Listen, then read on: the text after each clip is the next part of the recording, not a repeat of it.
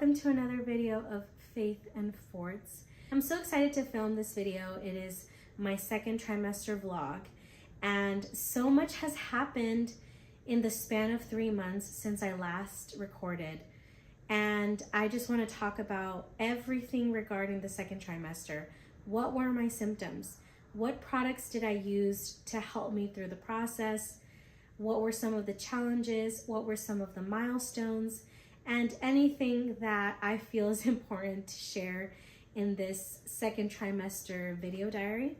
And so stick along if you want to hear on this diary. So first and foremost, I already know it's like she's got the rocking chair, she's got the Christmas vibe. What is going on? Well, we are actually not in December just yet. It's actually November 21st as I film this video. And I will complete my second trimester starting Monday. And I am so, it's a surreal feeling to be in this moment and to really think about how 3 months have basically gone by. So first and foremost, how is baby girl doing? Well, baby girl is doing great. She is so active. I would say that in this trimester, if I could describe the second trimester in 3 words, I would say baby girl is active. Whoa, cankles. And I think the third one would be food. I would say those are the 3 things that really highlighted the second trimester. So first and foremost, what were my major symptoms during the second trimester? So for those of you that watched my first trimester vlog, you will remember that I talked a little bit about how difficult the nausea was, how difficult the vomiting was. I wasn't able to keep anything down. I was throwing up about every single day. I dropped in weight. It was an extremely difficult and emotional time around that trimester. For me, I would say now, after I've come out of it, in retrospect, I would say I went through a type of mini depression. There was definitely days that I would wake up and it felt like I was going to experience these symptoms for an eternity. And it was such a complicated feeling for, on one end, to be so thankful and so excited that God had answered this prayer. And on the other end, the human end, for my body to feel so miserable and for me to not be able to enjoy one of the wonderful things that I enjoy in this life, which is enjoying food and eating food. And so that whole journey lasted for 5 months. I can honestly say the nausea and the vomiting moved on into my second trimester. So even though I was technically already in the time frame where every mother tells you it's just the first trimester or it's gonna go away, that wasn't the case for me, which made it that much more difficult. Because one of the things that I would say I also learned during the second trimester was just because someone else has had a baby or they've been pregnant, even if it's been close to you in terms of time, does not mean you're gonna have the exact same pregnancy. What worked for someone is not gonna work for you all the time. And it's okay that you have a different experience. But I definitely don't believe or buy into a lot of the myths as far as, oh, if you're having these symptoms, it's just because, you're having a boy or it's because you're having a girl. I think a lot of those things are sometimes meant to maybe either comfort us, to make us feel, okay, well, there's a reason behind why I'm feeling this way. So I don't really buy into that. I honestly feel just because someone else had a pregnancy that's similar, I don't think I'm gonna have the same experience. So starting my second trimester, I definitely still felt the nausea. I still had experiences where I vomited, but eventually there was a turning point, and it happened towards like the mid 5th month. I started to enjoy food, and it was glorious. I started to experience cravings, not so much in a desperate, animalistic, if I don't have it, I'm gonna die kind of way, but there were clear cravings. And so for me, I craved a lot of steak. I just needed steak. I wanted meat. I wanted the filet mignon, the carne asada, the ribs, the brisket.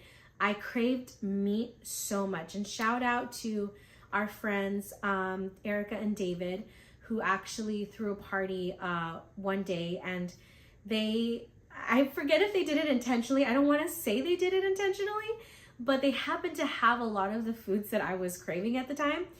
And David cooked brisket, carne asada. There was also hot dogs, and it was everything for me because it had taken so long for me to enjoy food that I literally sat and I engulfed myself in that plate. And it was now like a new challenge to restrain myself, because another thing that I realized was with this newfound hunger and this newfound joy when it came to food, because my flavors are heightened, my smells are heightened, which I firmly believe that regular Kez versus pregnant Kez has very two experiences when it comes to food. I think pregnant Kez has really enjoyed food because, again, everything is heightened because of our hormones. And so if I had a steak while pregnant, it didn't taste the same way as if I wasn't. Like now, I tasted the flavor. I could taste the spices that were in that because it's just a very different experience. And so that day when there was brisket, when there was carne asada, where there was hot links or hot dogs, it was, I mean, I just felt like, yeah, I could die happy. You know, this is just amazing. And so I've had, you know, really fun and exciting experiences with food, but then it started to become kind of a challenge because I had to restrain myself and I had to tell myself, you know what, you can't have too much of, you know, this or that, because the reality is you still have to keep conscious of your weight. For those of you that saw my vlog about, you know, preeclampsia, even though I'm not diagnosed with it, I am on aspirin. And so just because I'm enjoying food doesn't mean I have to go overboard. I still have to maintain a healthy lifestyle. I'm also trying to keep my weight down. So despite of that, it was like a challenge of calmate, you know, don't go overboard. And there was also this feeling of my stomach is like a bottomless pit. It feels like I eat, but I don't get full. And so that was also like a mental game where I had to tell myself, ya comiste, you already ate, you've been sustained, you're gonna be fine. And that was its own challenge.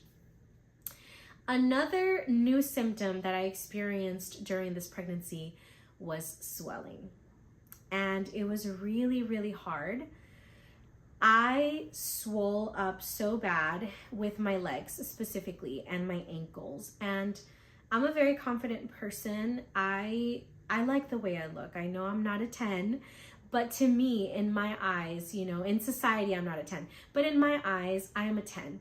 And I've always been someone that's very confident with how they look because I've grown up, I've grown content. I think it's part of parenting. It was instilled in me to learn to love myself. And this pregnancy kind of shifted that a little bit. When I started to grow out my baby bump, for the first time, I had days where I would look in the mirror and I was not really happy with what I saw.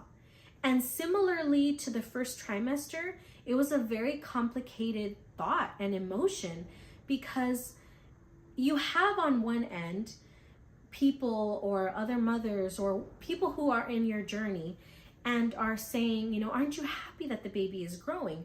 Aren't you happy that your baby bump is, you know, showing, and all of these positive things? Yes, 100%. I am happy that she's growing. I am happy that she's healthy. I'm happy that her heartbeat is strong, that she's measuring great. Praise God for all of that. But at the same time, I'm not loving how my body looks. And that that simultaneous emotion happening was extremely complicated for me. And I felt guilty at times looking in the mirror and not being happy with what I saw.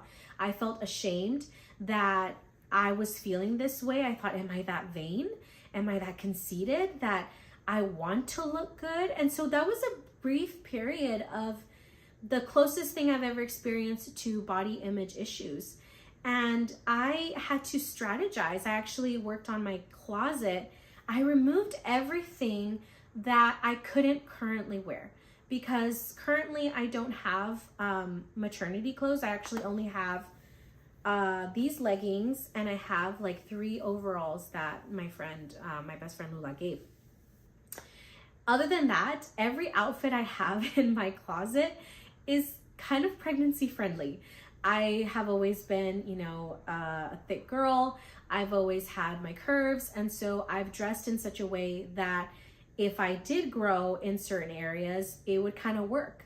And so I had to strategize, because obviously there were outfits that I couldn't wear anymore because they would have been too tight or it just wouldn't work anymore. And I realized that by removing those out of the closet, they kind of helped me kind of get over, like, your body doesn't look like that anymore. And then the second thing I started doing was I started pairing a lot of my outfits with cardigans or blazers or jackets. Not that I'm trying to hide her necessarily, but because I was going through this period of, I'm learning to love my belly. I'm learning to love the way that my body is looking. I felt as if the cardigan was a sense of comfort, that if I felt like I wanted to conceal, I could, and that was okay. And it was just my way of coping with the new version of my body. I thought that the moment I would get pregnant and the moment that I'd have my baby bump, I was gonna wear like those tight, snatched bodycon dresses, and I was gonna be out. But one of the things about my figure is that my bump isn't round, at least not yet. And so it's kind of slightly odd shaped. And so it made me insecure to highlight my baby bump. And so it kind of became its own journey as well, seeing my ankles really swollen and this tronco of my leg where it was like, where are my ankles? Like, it's just my calf and then my pata. And it was just so ridiculous to me how much that affected me. I would look at the mirror and I would obsess over it. And I did everything. I was elevating my legs. I was lowering my sodium intake. I was increasing my water intake. I was wearing compression socks. I started wearing Skechers. It became such a thing. Movement, obviously wanting to have circulation, ice baths or ice, foot baths in a sense. I did everything. And the days that my ankles were there, I was like, thank you, Jesus, for my ankles. And the days that it wasn't, it was like, it's a pregnancy symptom. And I know that there was a reason behind why the symptom was happening, but mentally it was an adjustment. It was an adjustment to love my body. It was an adjustment to not panic about the swelling. I actually had to stop wearing my wedding ring because it would swell up, it would cause pain. And that was really hard for me because, again, I wear my ring wherever I go. I felt naked without it. And I was at a point where I couldn't. And so having all of this said, it was a journey that I think the Lord allowed me to go through, because in all of this pregnancy, there's this consistent theme of dying of yourself. And I know that sounds so morbid and that sounds so melancholy, but the truth is, it's in preparation for motherhood. In motherhood, it's no longer going to be about you. And I know that society doesn't want to say that. Society wants you to remain your true self and don't let motherhood be something that extinguishes the core of who you are or your essence or anything like that. But I don't believe like that. I believe that motherhood is a role that you morph into, and it becomes, or it births, a new version of you. And like a butterfly, the part of the caterpillar dies, it changes, it's transformed. You no longer see that version of that creature in that form. And when it comes out, it's got wings, it's got color, it's got a different type of purpose now, because now it has wings, now it can move around, now it can fly around. So it's a completely different result through the metamorphosis that it has to go through. And so I feel as if this whole journey is me in the cocoon and parts of me dying, and even my body changing was something I had to let go. You know, obviously I'm not going to go into specific details of all the changes that have happened, but there's been a lot of changes. And you could sit and get depressed over, my body is not the same anymore, and this baby is changing me, or this baby has ruined it. But for me, it was one of those things where I would have maybe like a week of the emotions of feeling sad or mourning, kind of going through a grieving process of my body's changing, or I'm swelling, or I'm going through this kind of symptom. But out of it, what was coming out was an appreciation for, but you know what? Not that I'm growing the baby, because I've mentioned this before in this channel. God is doing the work. I'm housing the miracle. But because I'm housing the miracle, wow, like what a task, what a mission, you know, that I'm entrusted with. And so naturally there's going to be battle scars. Naturally there's going to be evidence throughout my body that there has been a change. There has been something that was growing. And so it was a grieving process to go through these experiences of like, your body is changing. Your body's probably not going to look the same. Now, you best believe, I believe in fitness. I believe in recovery. I believe that, you know, after the delivery of this baby, I obviously want to recover and I want to heal. But ultimately in this moment right now, my job is to learn to love the new version of myself that is happening, and to give myself grace, and to give myself understanding that God is working in me, and God is growing an entire new human being. And more so, because she is a girl, I have to, you know, be an example of, you know what, in life, sometimes our body changes. You know, you go through puberty, your body's going to change. Sometimes through hormonal, you know, imbalances, we get acne, or our teeth look the way that they do, our hair changes. Lord knows, I started getting curly hair when I hit puberty, when I was 12 years old. I had beautiful straight hair, and then I started getting curly hair, and it started growing out, and I looked like I had a mullet. And that was really difficult. And at times, our body changes with different seasons, with different things that happen in our lives, and we have to learn to get to a point to embrace it.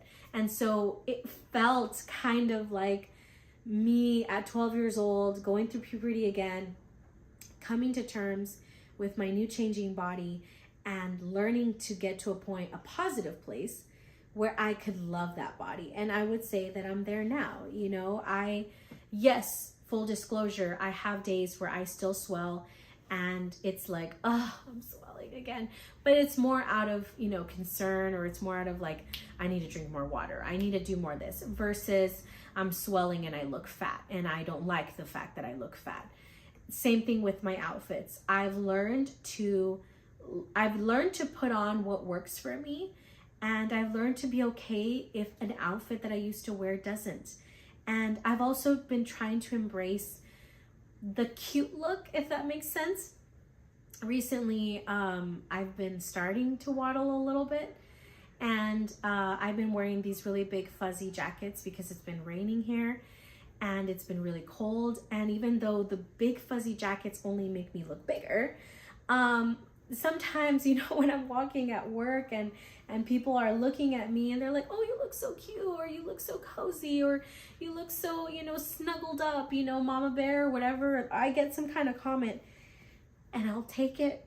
I'll take it. I'm like, I'll take cozy, I'll take adorable, I'll take, fuzzy, whatever, because sometimes those, comments, can help us. At the beginning when I was, starting to get my bump, and I would get people saying, your bump is coming out. I had mixed feelings about it, because I wasn't enamored at the time with my bump. And so I just felt like everybody was saying you look fat. And I was so concerned over, my baby bump isn't supposed to show until like month 6 or 7. And maybe I look so massive that people just can't deny it. And I slowly started to let it go. And I slowly started to say, you know what? This is an evidence this is my belly, and my baby bump is evidence that there is a miracle happening inside. And I need to get outside of myself and outside of, the superficialness of who I am, and learn to prioritize what it's really about, which is my baby bump represents my baby. My baby bump represents the fact that she's growing. And it took a long time to get to that point, but I got there. And so that was the second, major symptom that I went through. Finally, in this second trimester, I would say that the third and final thing that I've really seen heightened, or there was a shift, was my emotions. I have definitely cried a lot more often. Now, I haven't been hysterical where I wake up and, I can't stop crying, or depressed, thank the Lord, my emotions haven't hit to that point. But I have been emotional over things that I realized, yeah, I'm pregnant, because I would not have cried over that. Clearly there's a reason behind it. Clearly there's hormones. I remember on one occasion, my husband, he made a comment about something, and again, that's how I knew, this isn't you, this is pregnant you. I would have not have even, let it bother me. But for some reason, I wanted to cry. I felt so just like, it hurt so much. I remember going downstairs and I told him I was going to organize the garage. And as I'm working, I sat down and I took a moment and I just said, Lord, I need your help. I need your intervention. I know that when it comes to emotions and hormones during pregnancy, we want to justify it. We want to even, not just justify it, but romanticize it and endorse it, and, really not endorse it, but we want to justify that behavior and just say, well, she's pregnant, it's hormones. But to me personally, it's like, I don't want to be led by my emotions. I want to remain as rational as I possibly can. And I remember sitting and praying, and I just said, Lord, I rebuke the spirit of chaos over my emotions, because this isn't me.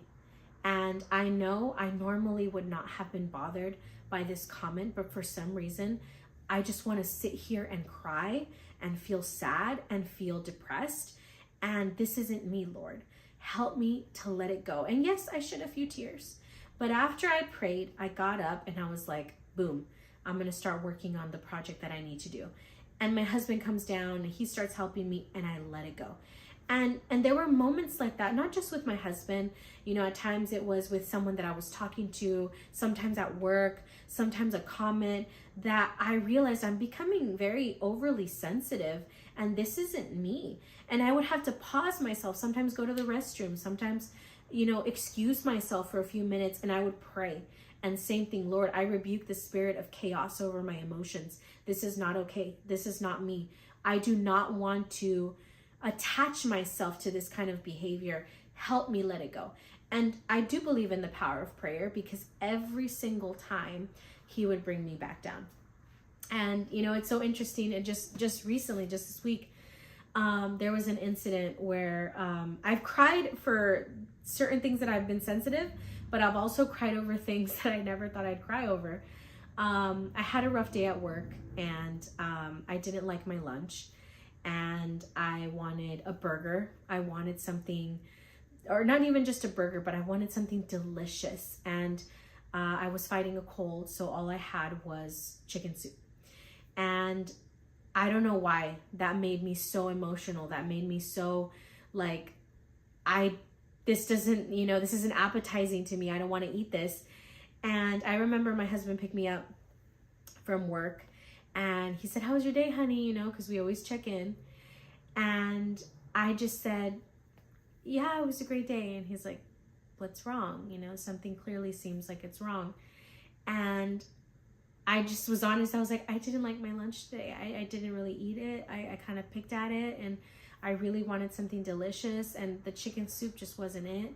And we were driving, and there was an In-N-Out, like if we were going to pass it by, but up ahead there was an In-N-Out, and he just said, "Do you want an In-N-Out?" And I just started crying. I was like, yes, that's exactly what I want. I want In-N-Out. Yes, please, can we get the In-N-Out? And a little quick moment of, appreciation. Joel has been a dream. He has been, it's so important who you marry. But I would say that marrying your best friend is the key to gaining an incredible spouse. Because if you marry your best friend and that person truly loves you for who you are, and you can truly be safe and secure, and you can tell that person anything, no matter what, and there's no fear, there's no shame, there's no guilt, there's no resentment, animosity, nothing. You just feel like you could just melt with this person, and vice versa. When you go through difficult times, or at times where you need a little bit more patience and consideration, that person will show up, because there is a relationship of a friendship. And the way he has been throughout this entire pregnancy, I mean, he has helped so much around the house. He has been so understanding. When I was going through my first trimester, there were days I didn't want to cook. This man was like, "No worries, I will make myself, egg. I will eat ramen. I'll make myself a quesadilla. I will survive." Many times would cook for me. Never, was upset for washing dishes, washing clothes, helping around the house. He never made me feel like, "Why are you crying? Why are you acting like this? You're being hysterical." Never. He fully understood, "You're pregnant."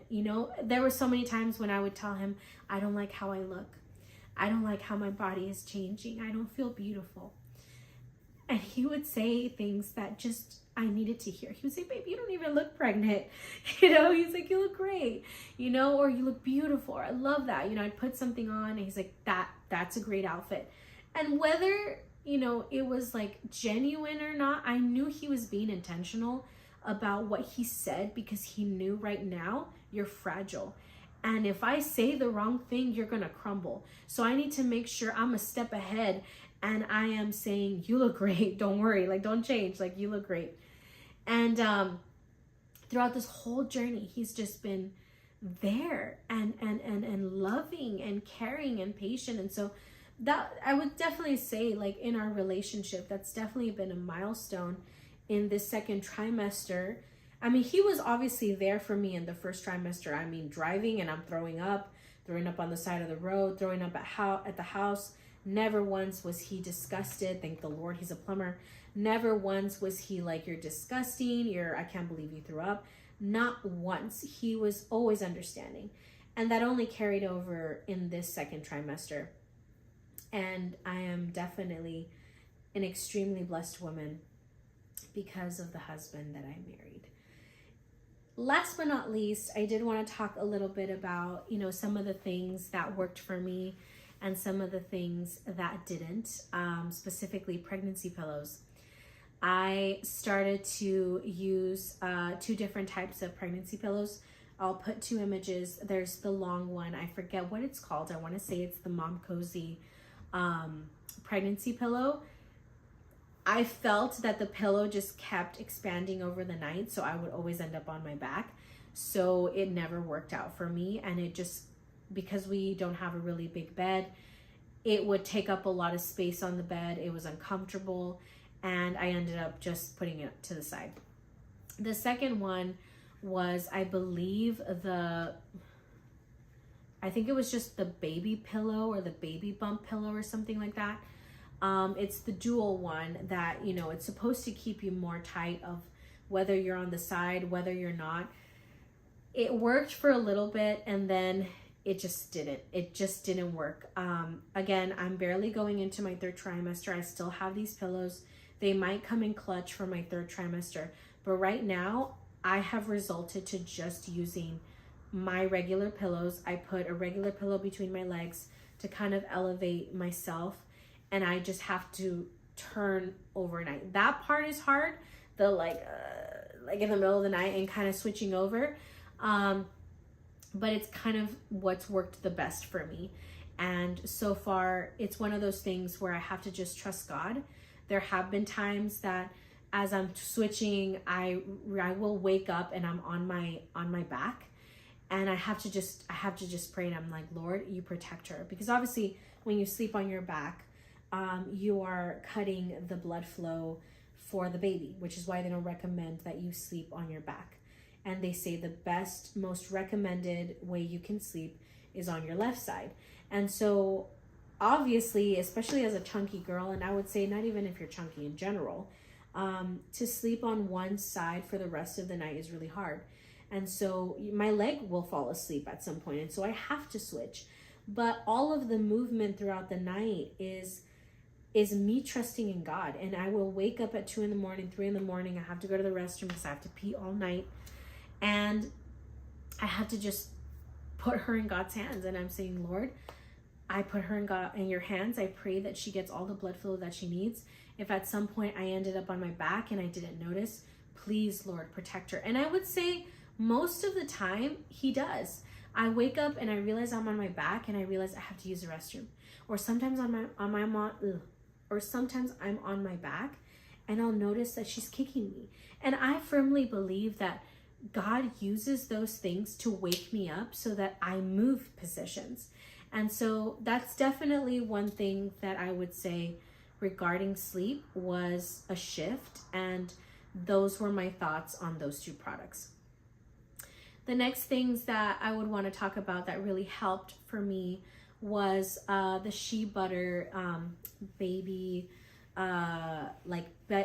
bump, Shea Butter, belly butter, or whatever, stretch mark preventer, whatever. I'm gonna put the picture. I didn't really do a lot of research on this specific item. I really just went with what worked with my sister, and it worked. I didn't try anything else, but I just want to mention it for myself, for future references. It worked great, and I love it. The smell's not my favorite, I'll be honest. It's a little, I don't know, I just feel like it's a little viejita, but it works. It does the job. I was experiencing a lot of itchiness, and I started putting it on, and it really stopped the itchiness, and I didn't feel with the ansias of like, oh, I can feel the stretching. So definitely a great product. And those were basically my 2 products that I just wanted to share, mainly for my references for looking back. But this is pretty much the end of the 2nd trimester video. I had so many milestones and takeaways. I am so excited that she is growing so great, and I couldn't be more thankful. She's an extremely active little girl. She's very vocal already. If she doesn't like me in one position, she'll let me know. She will not stop kicking me or punching me until I move out of that position. So it's exciting that even though she's a baby, she's already very outspoken in my way of thinking. She loves her steak. She is a huge fan of sugar, which is when I see her go crazy the most. So I definitely have to be careful with that. And she loves cold water. And so those are the things that I've taken away. I will be doing a future video to kind of highlight a lot of the changes we've done over the house. There's been some renovations per se, especially in our bedroom in preparation for baby girl's arrival. And so I'll definitely be talking about that in future videos. And I'm just so excited for this season in my life. I'm excited to go on leave. I'm excited for the holidays, and Thanksgiving is literally next week, and eating and enjoying food and time with family. And I'm just so thankful that God has brought us this far. There are days that the enemy wants to instill fear and doubt, and we have to remind ourselves to tell our problems about our God. And when those fears or those doubts or whatever it is that's coming to, try to steal our joy and our peace, come knocking at our door, we have to remind them the God that we serve. And you know what? My God is greater. My God is stronger. My God is faithful. My God is not a God that should lie. And I am just beyond, thankful this year and this Thanksgiving season for the miracle that God has given us. And I pray that, that I could be that example for her, and that I could be that mother that she needs me to be. And as I go through this whole journey of change, that these changes mold me into a better and stronger and more mature woman. And thank you so much for joining me on this vlog, and I'll see you guys on the next one. Bye.